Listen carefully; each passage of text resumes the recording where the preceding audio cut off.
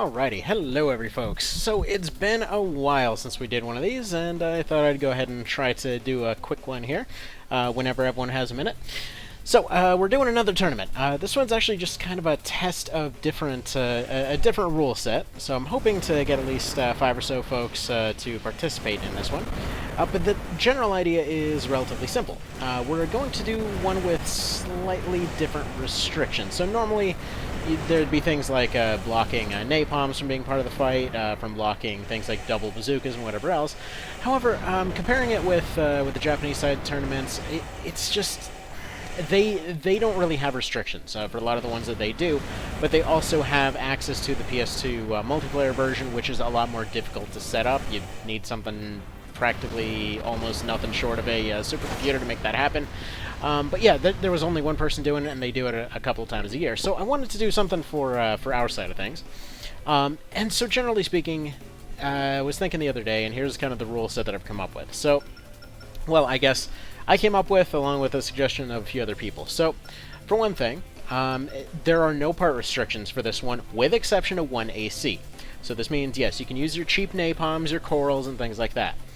The maps are going to be randomized with exception to a couple of maps. Essentially, it's just going to be randomized with a wheel. The idea being that it's going to be all of the larger maps that are allowed for the fight. So it's going to be all the ones that have seemed fair in previous ones. It should cut down on AI jank and things like that. Eventually, it'll probably boil down to about 3 to 4 maps that will go between.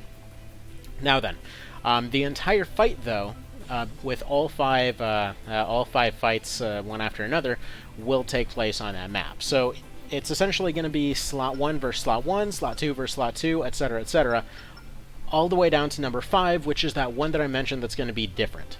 So, like I said, no restrictions on those first 4. Number 5, however, has to be blade and parry blade only.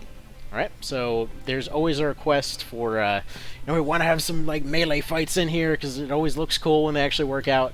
Granted, a lot of these are probably just going to result in them dancing around each other forever, but, it is what it is. So, yeah, no restrictions on any of the rest of them. Bear in mind, again, everything is going to be big open maps, so, it should give some viability to all builds. If you're going for a close-range build, try to get something with a little bit more mobility or something that can take a little bit more punishment, maybe up that cooling a little bit. And then, yeah, number 5 is going to be blade only. So, break out your Marses and your Moonlights here. A couple general tips for folks that want to participate that maybe are familiar with Armored Core but don't really know Formula Front that well. Don't build something that you would use. Build something you would make an MT out of. Basically speaking, the AI is pretty dumb, so whenever you're building them, just go ahead and make them specialize in one thing in particular. For folks that are familiar with this game, I'm pretty sure you already know how to do this kind of thing.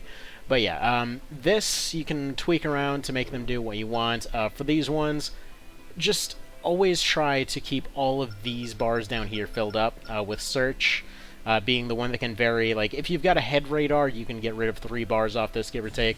If you've got back radars, you can just start getting rid of this entirely. Basically, this is just your AC's ability to see around itself. So if it's got, like, 2 radars and a head radar, it doesn't even really need it that much. You can probably down it to 5 and you're just fine. But yeah. The higher your radar performance, the better that you're able to track other stuff. Heat and energy, if I should just disqualify anything that doesn't have these maxed out.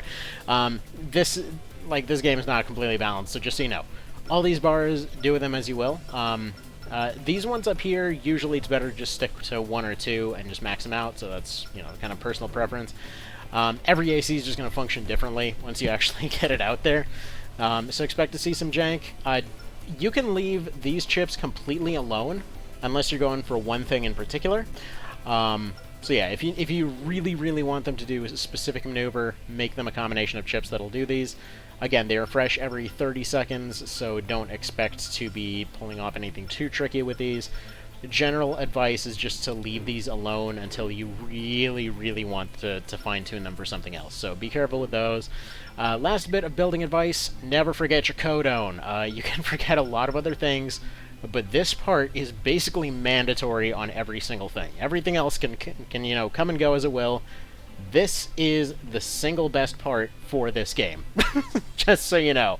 Because yeah, the AI, the way that they move, they're constantly trying to outturn each other. So if you get a turn speed advantage, you've already got a pretty big thing right there. Basically, the style of fighting that you're going for is not the usual kind of circling around from AC that you're used to. It's more of like a slingshotting back and forth in an oval. So you know, just bear that in mind. Anyway, so that if you have any other questions, post them on the video here. Other folks will come by and, you know, can help out with any kind of advice that you have.